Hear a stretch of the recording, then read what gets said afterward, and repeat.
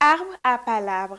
Arbre à palabre au cœur des élections législatives du 17 novembre 2024. Arbre à palabre est une tribune ouverte à tous les candidats. De Saria, Kédougou et Salémata aux élections législatives du 17 novembre 2024. Arbre à palabre donne la parole à tous les candidats. Ils s'expriment librement sur leurs profils, leurs programmes. Arbre à palabre est aussi le forum du citoyen. Arbre à palabre est une émission sponsorisée par la Fondation Konrad Adenauer. Arbre à palabre est diffusé tous les jours à la radio communautaire de Kédougou. Fréquence 93.9. Mais aussi sur ecodecolines.com et sur les réseaux sociaux. Arbre à palabre, c'est bientôt.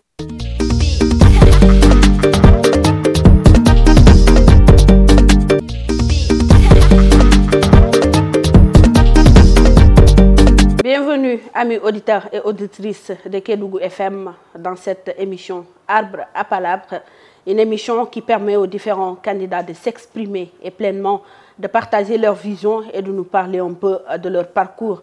C'est bien sûr sur Kédougou FM et RMC, la radio mobile des collines.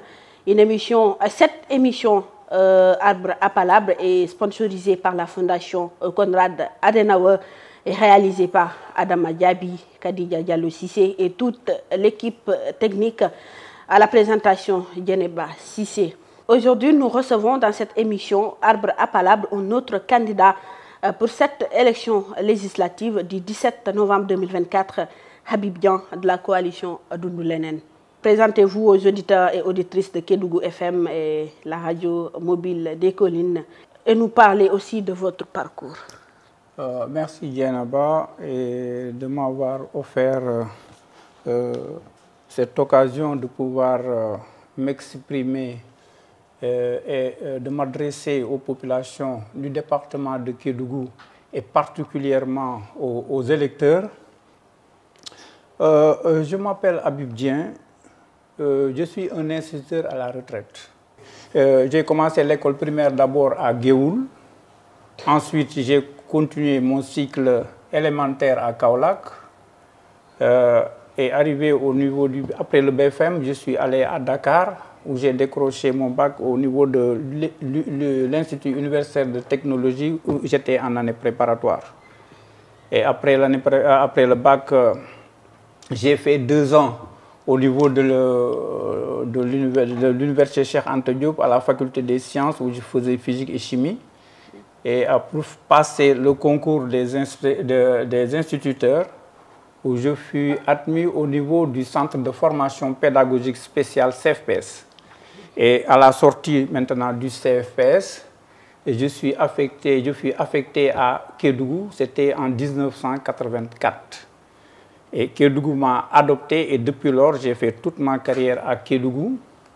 J'ai débuté d'abord à Côté Tierno, à la frontière, en plein milieu Bassari, à la frontière entre le Sénégal et la Guinée, où j'ai fait 3 ans, pour après être affecté à Fongolimbi. Après Fongolimbi, je fus affecté à Landebaitil, où j'ai fait 5 ans, pour rejoindre Bakary Dansokho, où je tenais une classe de CM2, où Feu Elhadji Omar Aïdara et moi faisions les meilleurs résultats, non pas du département, mais de toute la région de Kédougou. Donc c'était une concurrence très saine. Et nous, ce qui nous préoccupait, c'est la réussite des enfants. Et après maintenant 5 ans au niveau des classes de CM2 au niveau de Bakary Dansokho, je suis affecté à Mariama Diaby comme premier directeur de cette école où j'ai trouvé 2 classes seulement. Et j'ai pu amener l'école à 13 classes. Et c'est feu. Et monsieur le maire, je voulais dire Youssouf Keïta, que je salue au passage, qui nous avait aidé vraiment à faire la clôture de cette école. Donc nous remercions monsieur Keïta au passage. Et après maintenant avoir fait 14 ans au niveau de la direction de Mariama Diaby, je fus affecté à la direction de Bakary Dansokho où j'ai décroché en 2018. Voilà. Alors, C'est bon, merci beaucoup. Qu'est-ce qui vous a donc motivé à vouloir être député de la 15e législature? Ce qui m'a motivé à être député, c'est que depuis que je suis là, moi je pense que j'ai toujours évolué dans le système éducatif et qui parle de système éducatif parle de garant, n'est-ce pas, du développement, que ça à tous les niveaux. Parce que l'éducation, c'est le tremplin, c'est le début de tout. Donc on ne peut rien faire si on ne passe pas par l'éducation. Donc je pense que c'est un tremplin qui permet de booster le développement. Et quand on ne fait pas la politique aussi, on l'a subi. Et pourquoi aussi ce qui m'a motivé encore à aller avec la coalition Dundu, c'est parce que tout simplement j'ai été convaincu par le socle, c'est-à-dire le soubassement au cœur, n'est-ce pas, de la stratégie de Dundu qui accorde une importance cruciale au niveau de l'éducation pour garantir le développement et à la nécessité aussi à la nécessité, n'est-ce pas, de pourvoir à l'emploi des jeunes, n'est-ce pas, qui est un moteur de développement économique et du bien-être. Et au-delà de ça aussi, c'est des gens qui mettent le focus sur l'entrepreneuriat et l'industrialisation pour créer des emplois. Et au mieux, n'est-ce pas, à la qualité des services de santé de qualité aux besoins des populations et la mise en place d'une gouvernance responsable, transversale et inclusive. Et quand j'ai vu aussi l'expertise de son leader, ça veut dire M. Madana Khan, qui en d'autres termes, est un véritable acteur, n'est-ce pas, de développement, en tant que directeur de la Banque islamique, déjà en 3 ans d'exercice seulement, il a pu hisser, n'est-ce pas, la Banque islamique au top 5 des banques du Sénégal. En seulement 3 ans d'exercice, en multipliant le résultat net de la banque par 2. Donc, ce n'est pas n'importe qui. Mieux, et au-delà de ça, pour montrer aussi son engagement, au-delà de l'expertise, il a voulu montrer son engagement pour le développement du Sénégal en créant CERIS, c'est-à-dire le cadre de réflexion inclusive, n'est-ce pas, sur le Sénégal, qui regroupait des intellectuels, des jeunes cadres et des acteurs à tous les niveaux de développement du pays pour réfléchir donc sur les principaux enjeux et intérêts du Sénégal. Et d'ailleurs, c'est de là qu'il a pu lancer, n'est-ce pas, le stratège politique Dundu, qui, n'est-ce pas, propose, n'est-ce pas, un autre modèle de développement adapté, n'est-ce pas, à la réalité et aux aspirations du pays. Et c'est ce qui m'a poussé d'ailleurs à aller avec la coalition Dundu Lenen. Alors, Habib Dieng, on sait que Habib Dieng est de la coalition Dundu Lenen. Pourquoi donc le choix de ce parti? Mais je viens de vous dire le choix de ce parti. Les faits que je viens d'énumérer tout à l'heure, c'est-à-dire l'engagement de ce parti. Je vois qu'au niveau de pour les ambitions du parti, au niveau de la coalition, tout est développement, tout concourt au développement. Et ce qui m'intéresse, c'est le développement de la localité. En tant que Sénégalais, à tous les niveaux, partout où on est affecté, on doit lutter pour le développement de cette localité. C'est pour cela que quand je fus affecté à Kédougou, depuis, je n'ai fait que lutter pour le développement de l'éducation et à tous les niveaux, en tant qu'acteur de développement. Donc, c'est le développement qui m'intéresse. Et mieux encore, ce qui m'a encore retenu dans ce truc, c'est que c'est quelqu'un aussi qui a participé au développement et à l'implantation des microfinances. Et qui parle de microfinances encore parle de développement. Parce que ce sont ces microfinances-là qui accompagnent les populations dans leur AGR, c'est-à-dire les activités génératrices de revenus qui permettent, n'est-ce pas, d'aller vers le développement à la base. D'accord. Habib Dieng veut être député, on vous le souhaite très bien. Donc, une fois à l'Assemblée nationale, quels sont donc vos projets prioritaires que vous allez défendre? Mes projets prioritaires, avant tout d'abord, je ne peux que parler d'abord, dans un premier temps, de tout ce qui peut concourir à la qualité et l'amélioration de la qualité de l'éducation, d'abord, en premier chef. Et deuxièmement, la révision du code minier. La révision du code minier, pourquoi?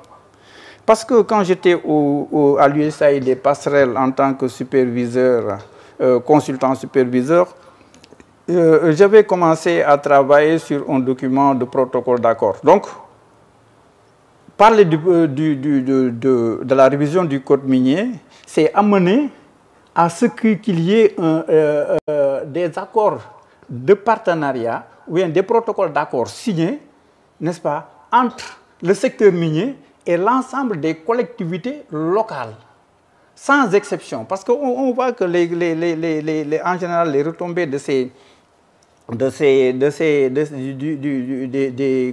secteur minier ne vont qu'aux collectivités locales qui sont au niveau des sites miniers. Alors que ça doit intéresser l'ensemble, n'est-ce pas, de la région. Parce qu'aujourd'hui, au vu du potentiel que renferme le sous-sol de Kédougou, Kédougou devait être la région la plus développée, la plus belle du Sénégal, parce que toute la richesse du Sénégal se trouve au niveau de Kédougou. Mais les gens de Kédougou n'en profitent pas, et c'est bien regrettable. Mais qu'est-ce qu'il faut faire? C'est que tout simplement, il faudrait que l'État, le gouvernement, n'est-ce pas, ait cette volonté politique, mais et surtout prenne des mesures, de réelles mesures, n'est-ce pas, très efficaces pour attirer les investisseurs. Mais tout ça doit être accompagné d'une réelle volonté politique pour faire du secteur minier un véritable levier de développement.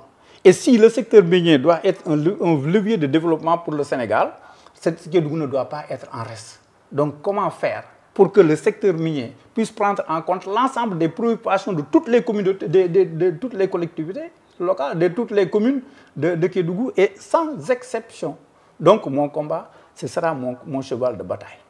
Une fois à l'Assemblée nationale, vous savez que au Sénégal ici, à chaque fois, on voit ensemble des dégâts au niveau de l'Assemblée nationale. Vous, une fois à l'Assemblée, comment vous allez faire pour défendre donc ces...